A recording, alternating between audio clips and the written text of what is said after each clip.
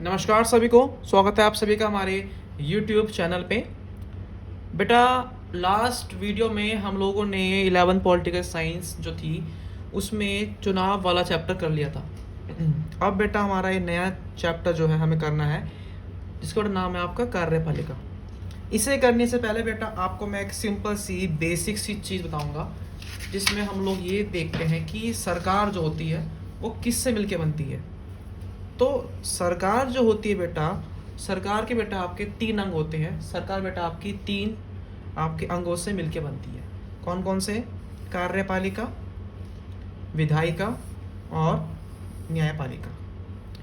ये अंग जो है कानून बनाता है, ये अंग उससे करता है लागू, और ये अंग जो है वो बेटा चेक करता है कि तीनों के बीच में बैलेंस है या नहीं है, कुछ गलत तो नहीं हो रहा है। एक तरह से संविधान का रक्षक आपकी न्यायपालिका होती है।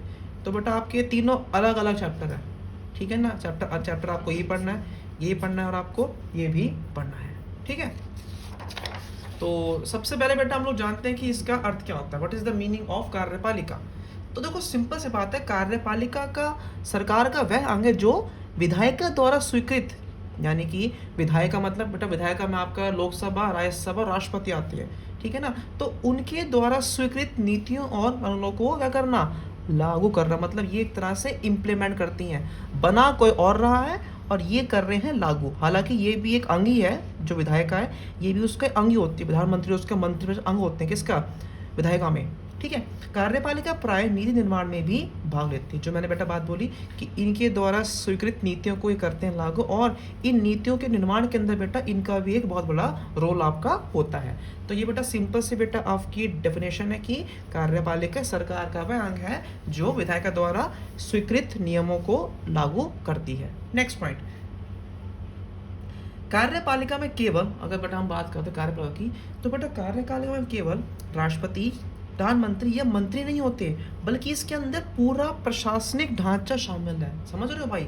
देखो नेता लोग जो होते हैं, नेता नगरी जो होती है, तो सिर्फ एक तरह से आगे आते हैं फ्रंट पे, लेकिन इनके पीछे इतने भी आईएएस हैं, आईपीएस जो नीति निर्माण के अंदर अपना दिमाग लगाते हैं, इकोनॉमिस्ट हैं, ये सब लोग से मिलके बनती कार्यपालिका। तो जो बेटा कार्यपालिका है इसकी भी तरह से बोलो ये 2 तरह की होती है। एक तरह से कौन कौन सी? एक होती है राजनीतिक कार्यपालिका और एक होती है स्थायी कार्यपालिका। राजनीतिक के अंदर बेटा मंत्री आते हैं, और अगर हम बात करते हैं स्थायी की, तो बेटा इसमें आपके आईएएस आईपीएस आते हैं जो होते हैं परमानेंट। अब जरा बेटा हम लोग जरा इसको थोड़ा सा डीपली पढ़ लेते हैं। बेटा आपके एग्जाम के अंदर 4 नंबर के अंदर बेटा ये सवाल आपसे पूछ सकते हैं कि डिफरेंस क्या होता है राजनीतिक और स्थायी कार्यपालिका में। तो चलिए बेटा हम लोग जरा इसको पढ़ते हैं। तो देखो सिंपल यहाँ पे कह रहे हैं, दोनों देखो बेटा आपको दी हुई है, स्थायी भी और आपकी बेटा अस्थायी की आपकी वो भी है राजनीतिक। तो दोनों के बेटा हम लोग जरा डिफरेंस पढ़ेंगे पहले। सो डिफरेंस नंबर 1, राजनीतिक कार्यपालिका में मंत्री सम्मिलित होते हैं।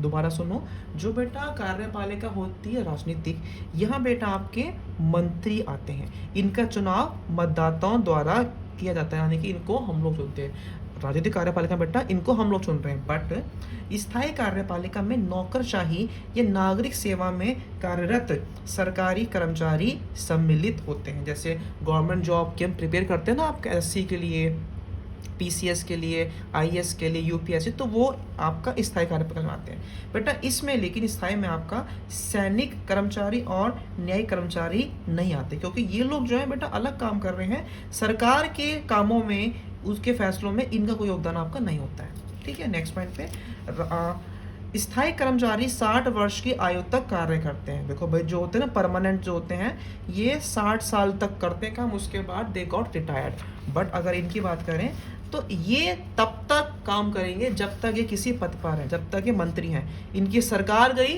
तो ये भी गए, ठीक है ना। अभी हमारे देश के गृह मंत्री अमित शाह हैं, अगर सपोज कि हम लोगों ने कि 2024 में चुनावों में भाजपा हार जाए तो वो भी अपने पद से हट जाएंगे। इसका मतलब क्या है कि ये लोग जो होते हैं कार्यपालिका वाले परमानेंट नहीं है, ये लोग तरह से कुछ समय के लिए आते हैं। सो राजनीतिक कार्यपालिका के सदस्य मंत्री तब तक अपने पद पर हैं जब तक उनकी सरकार रहती है। सरकार के हटने के पर मंत्री को भी अपने पद से हटना होता है। समझ रहे हो? तो भैया ये एक तरह से अपने मेहनत करके आए हैं, इन्होंने चुनाव लड़ा है, तो ये 5 साल के लिए है या 10 साल के लिए है, 15 साल के, लेकिन ये एक परमानेंट होते हैं आपका। स्थायी कार्यपालिका जनता के प्रति उत्तरदायी नहीं होती है। भाई ये लोग जो काम कर रहे हैं, इन्होंने गवर्नमेंट जॉब के एग्जाम दिए, इन्होंने क्रैक किए, अपनी मेहनत से बने हैं और जनता को ये उत्तरदायी नहीं होते हैं। बट अब सूचना के अधिकार से इनको उत्तरदायी बनाने का प्रयत्न किया गया है, ऐसे लोग ट्राई कर रहे हैं। भाई ऑब्वियस सी बात है ना, आपने तो वोट किया नहीं इनको, इन्होंने अपनी मेहनत से पाई है गवर्नमेंट जॉब। बट अगर हम बात करते हैं किसकी, राजनीतिक कार्यपालिका की, तो राजनीतिक कार्यपालिका संसद विधानसभाओं के प्रति क्या होती है, उत्तरदायी होती है। ठीक है, अगर भाई विधानसभा हो या आपके लोकसभा हो तो इनको जवाब देना पड़ेगा। अविश्वास प्रस्ताव होने पर मंत्रिपरिषद को त्याग पत्र भी देना पड़ता है। समझ रहे हो आप भाई, सिंपल सी बात है भैया, बहुत मतलब एक तरह से इनके ऊपर तो ना परमानेंट है ये, ठीक है, लेकिन इनके पास में पैसा अधिक होता है एज कम्पेयर टू इनके। ठीक है, नेक्स्ट पॉइंट पे, स्थायी कार्यपालिका नौकरशाही के पेशेवर, निपुण, तटस्थ और निष्पक्ष होने के कारण प्रशासन में निरंतरता बनी रहती है। मतलब एक तरह से ये लोग बहुत चीज़ों के अंदर एक तरह से किनारे पे रहते हैं, इतना दूर से देखते हैं क्या हो रहा है, क्या कर रहे हैं, पॉलिसी बनाने में, नीति बनाने के अंदर इनका योगदान तो होता है, बट स्टिल ये काफ़ी दूर सब कुछ आपका देखते रहते हैं।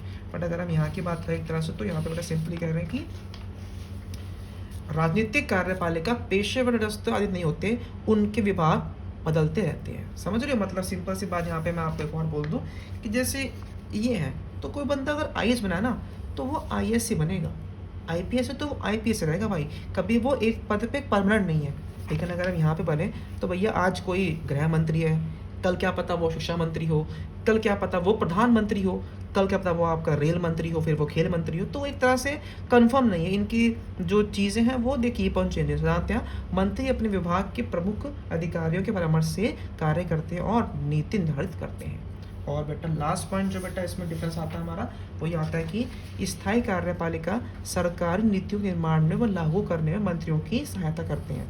देखो भैया सिंपल सी बात है, एक पीएम है, अब एक अकेला पीएम सबको संभाल सकता नहीं है, तो उस पीएम को गाइड करने के लिए अलग अलग क्षेत्रों से अलग अलग आपके कौन होते हैं, आपके कार्यपालिका के लोग होते हैं आपके, ये मंत्रियों की देखरेख में प्रशासन चलाते हैं, ये विधायकों के प्रति उत्तरदायी नहीं होते। भैया जिम्मेदार ये नहीं है, अगर किसी इकोनॉमिस्ट ने बोल दिया पीएम को ये काम कर दो और पीएम ने कर दिया, तो भैया लोग अगर वो काम गलत हो गया तो जिम्मेदार पीएम है, ना कि ये आईएएस आईपीएस या ना कि आपका स्थायी कार्यपालिका वाले, क्योंकि ये तो अपना काम कर रहे हैं, तो जॉब कर रहे हैं। एंड इनके बदले में क्या आता है, नीतियों के विषय में अंतिम निर्णय मंत्रियों द्वारा जाता है किया।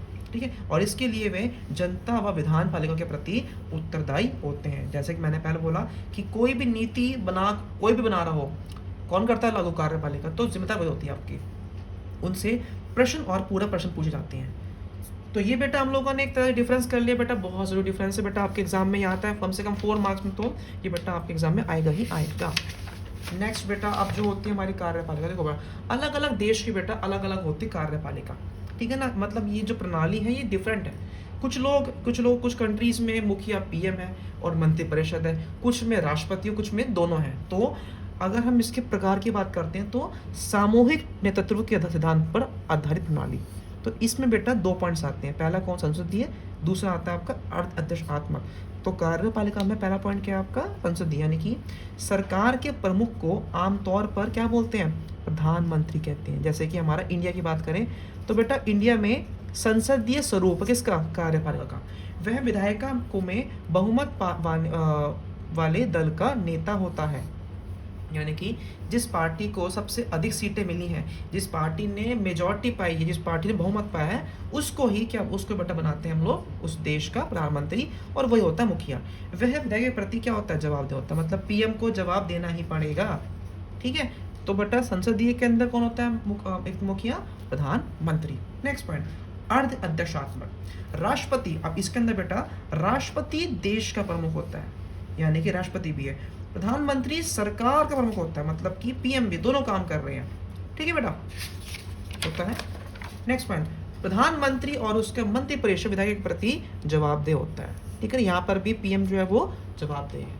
और लास्ट बेटा जो हम लोगों ने बेटा पढ़ा था कि 2 प्रकार की होती है बेटा कार्यपालिका, प्रकार 1, इस प्रकार में 2 पार्ट्स हैं, और जो आता है प्रकार नंबर 2, इसको बोलते हैं अध्यक्षात्मक, यानी कि इसमें जो मुखिया होता है वो कौन होता है, राष्ट्रपति देश का प्रमुख होता है। एग्जाम्पल है अमेरिका, यूएस।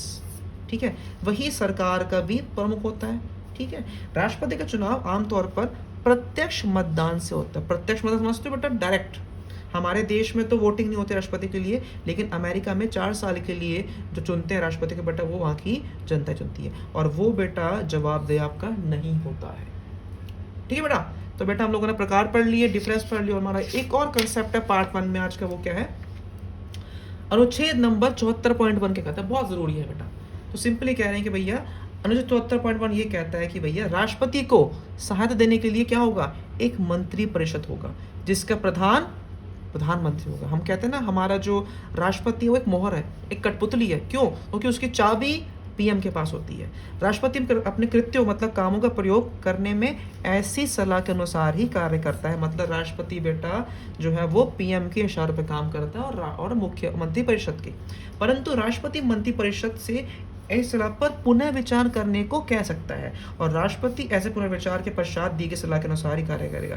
ठीक है, विचार किया, अगर दोबारा भेज तो भैया पुनः विचार के बाद फैसले को राष्ट्रपति को अपनाना ही पड़ता है। ठीक है बेटा, तो बेटा ये हमारा चैप्टर नंबर जो था कार्यपालिका, उसका हम लोगों ने पार्ट 1 कर लिया बेटा। पार्ट नंबर 2 और 3 के अंदर बेटा हम लोग चैप्टर को हम लोग खत्म कर देंगे। आशा है बेटा आपको मेरी वीडियोस काफ़ी अच्छी लग रही हो। कमेंट करो, बताएं वीडियो कैसी लग रही है आपको।